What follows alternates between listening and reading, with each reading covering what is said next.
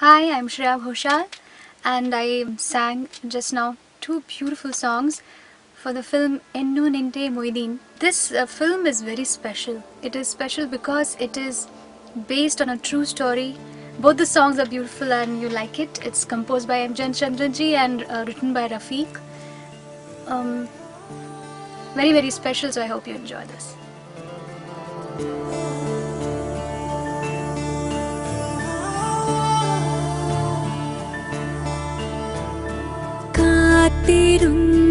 കാത്തിരുന്ന് പുഴമിലിഞ്ഞു കടവൊഴിഞ്ഞു കാലവും കടന്നു പോയി വേനലിൽ ദലങ്ങൾ പോയി വളകളൂർന്നു പോയി